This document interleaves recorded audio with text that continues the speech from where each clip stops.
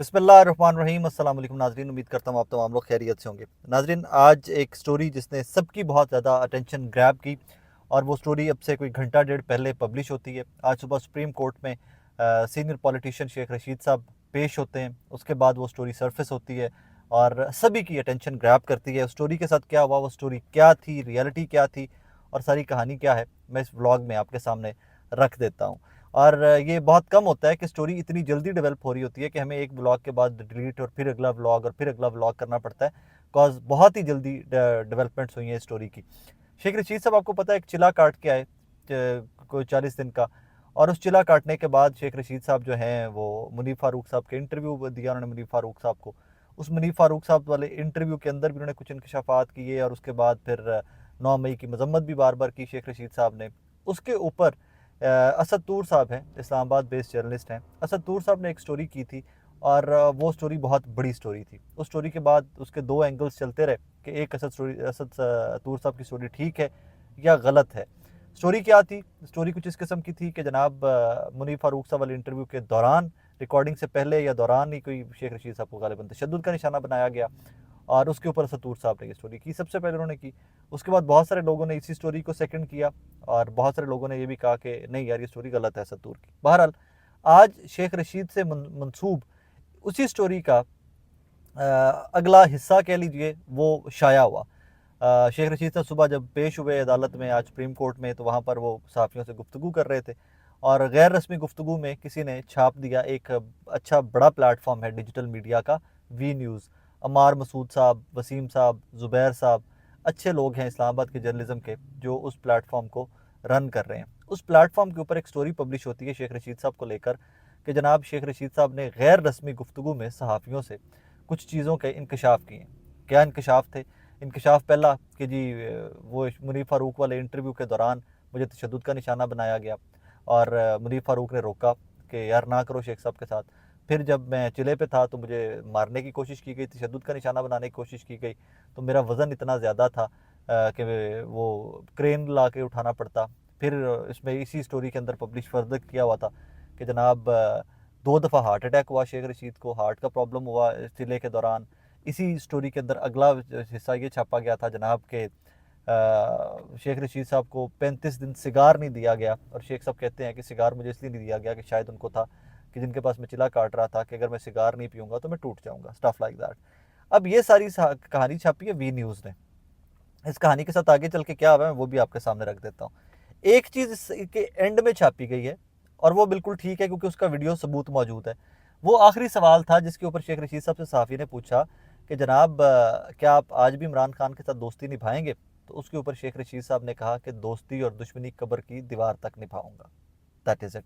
अब ये कहानी हो जाती है, ये स्टोरी पब्लिश हो जाती है, कुछ ही देर बाद स्टोरी डिलीट हो जाती है। मैं, तारिक मतीन साहब, सब लोग जो स्टोरी पढ़ रहे थे और हमारे वो उस टाइम के ऊपर इट ग्रैब्ड आवर अटेंशन, तो हम अभी इस स्टोरी के ऊपर काम ही कर रहे थे तो स्टोरी डिलीट हो जाती है। हम तमाम लोग पूछते हैं वसीम साहब से, ज़ुबैर साहब से, अमार मसूद साहब से कि क्या हुआ, स्टोरी डिलीट क्यों कर दी? तो उसके कुछ ही देर बाद जनाब वी न्यूज़ ने अपनी वेबसाइट से स्टोरी डिलीट करके उसकी क्लैरिफिकेशन दे दी कि जी हमारा सहाफ़ी जो मौके पर मौजूद था उसको गलत फहमी हुई। जब शेख रशीद साहब से उन्होंने सवाल किया कि क्या आपको तशद्दुद का निशाना बनाया गया, तो शेख रशीद साहब ने ना में जवाब दिया था। हमारे सहाफ़ी को लगा, वी न्यूज़ के रिपोर्टर को लगा कि उन्होंने शायद हाँ में जवाब दिया है। लेकिन अब यहाँ पर सवाल है चंद, वो पैदा ये होते हैं कि आपने इतनी लंबी कहानी कैसे छाप दी कि ये हाँ और ना तो एक सवाल का जवाब था। आपने ये भी लिख दिया 35 दिन सिगार नहीं दिया, आपने ये भी लिख दिया कि शेख रशीद साहब कहते हैं मुझे क्रेन से उठाना पड़ता, आपने ये भी लिख दिया कि शेख रशीद साहब को टॉर्चर वो सिगार नहीं दिए गए, आपने ये भी लिख दिया कि मुनीफ फारूक साहब ने शेख रशीद साहब की जान छुड़वाई, स्टफ लाइक दैट। मैं जिसकी स्टोरी थी वो बैकआउट कर गए, मेरा तुक ही नहीं बनता। लेकिन ये चंद सवालात हैं जो सवालात वी न्यूज़ की टीम से ज़रूर पूछे जाने चाहिए। बाकी स्टोरी उनका क्रेडिट था, उनको उन्होंने स्टोरी देते तो क्रेडिट था। अगर उन्होंने स्टोरी डिलीट कर दी, उन्होंने अपोलोजाइज़ कर लिया तो फिर इनफ, हमें इसके ऊपर आगे चलना चाहिए कि स्टोरी स्टैंड नहीं करती, V news backed out of it. अब यहाँ पर कहानी ख़त्म नहीं हुई। इसके बाद हमारे कलीग हैं, मेरे दोस्त हैं, भाई हैं, कंबर जैदी साहब, अच्छे सहाफ़ी हैं, इस्लामाबाद से जर्नलिज्म करते हैं, शो भी करते हैं, कोर्ट की बीट भी कवर करते हैं। कंबर जैदी साहब ने शेख रशीद साहब से सुप्रीम कोर्ट से निकलते हुए उनसे गुफ्तगू की है और उन्होंने शेख रशीद साहब से पूछा है उनसे कि जनाब क्या ये जो आपने सारा कुछ कहा है? तो शेख रशीद साहब ने कहा नहीं नहीं भाई, मैंने कुछ नहीं कहा। उन्होंने कहा जी आपके बारे में किस सारी गुफ्तगू के बारे में की स्टोरी चल रही है। उन्होंने कहा भाई ना मैं टीवी देखता हूँ ना मैं फ़ोन देखता हूँ। अब शेख रशीद साहब की अपनी की स्टेटमेंट है, उन्होंने कहा जी ना मैं टीवी देखता हूँ और ना मैं फ़ोन देखता हूँ, मुझे नहीं पता किसने क्या छाप दिया। उसके बाद इसी तरह सवालों की उनके ऊपर वो बारिश होती गई शेख रशीद साहब के ऊपर। तो शेख रशीद साहब ने कहा कि अजान हो रही है, मैंने इंटरव्यू मर्जी से दिया था भाई। हाँ वो सॉरी, वो जो फैज़ाबाद धरने वाली वो पिटीशन थी एंड एवरीथिंग, वो वापस मैंने अपनी मर्जी से लिए, मेरे ऊपर कोई प्रेशर नहीं था। आगे चलिए, तो फिर किसी ने यही सवाल इसी किस्म का किया उनसे, तो शेख रशीद साहब ने कहा कि तुम लोग चाहते हो कि मैं दोबारा चिल्ला काट के आऊँ। अब इस सारे चीज़ों के अंदर एक चीज़ को और को ऐड कर लीजिए, वो क्लिप भी आज सरफेस किया है, वो गुफ्तगू भी आज सरफेस हुई है, और वो गुफ्तगू है लतीफ़ खोसा साहब की। लतीफ़ खोसा साहब ने सहाफ़ी से बात करते हुए फरमाया है कि जब वो शेख रशीद साहब से मिलने गए तो शेख रशीद साहब से जब वो बात कर रहे थे, वो बता रहे थे कि जब वो चिल्ले पर गए हुए थे तो उनके साथ क्या क्या हुआ and what happened and how it happened.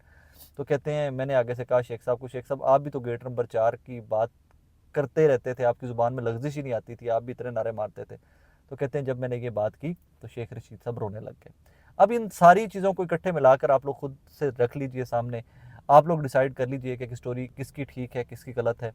मुझे इससे कोई लेना देना नहीं, मेरा सरोकार सिर्फ एक है, सादा सा है, पाकिस्तानी होने के नाते है, अमन पसंद होने के नाते है, जमहूर पसंद होने के नाते है, इस मुल्क को बेहतर मकाम पे इसका मुस्तकबिल रोशन देखने वाले पाकिस्तानी होने के नाते से चंद गुजारिशात हैं मेरी।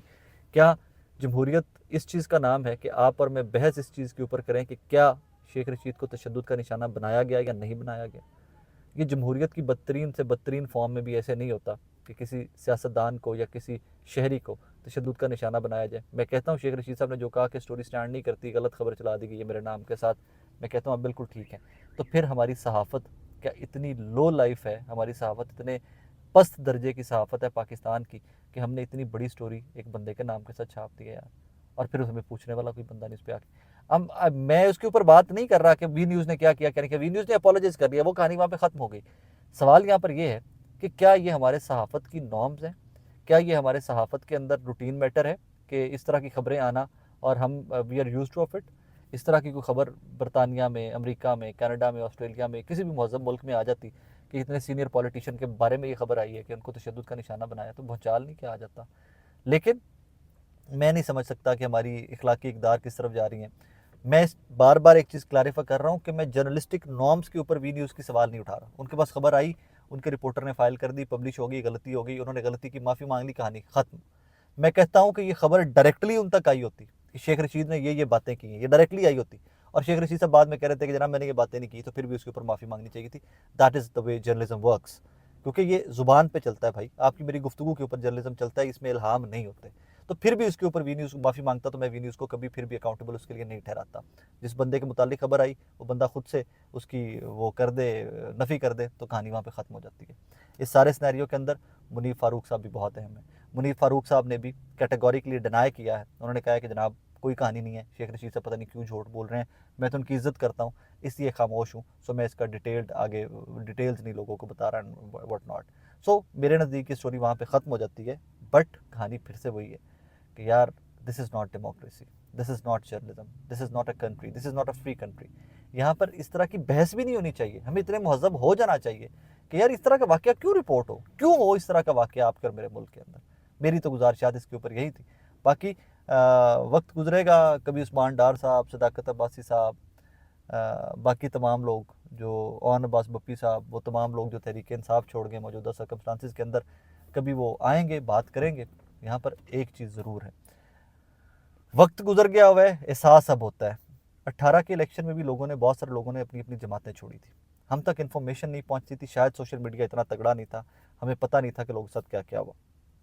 अगर खुदा की कसम हल्फन कह रहा हूँ, हल्फन कह रहा हूँ कि अगर तब भी पता होता कि लोगों के साथ क्या क्या हुआ है, तो मैं तो कम अज़ कम ज़रूर रिपोर्ट करता, और जमहूर पसंद होते कहता कि अगर ज़बरदस्ती किसी भी पार्टी छुड़वाई जा रही है तो जुल्म है, इस जुल्म के ख़िलाफ़ खड़े होना चाहिए।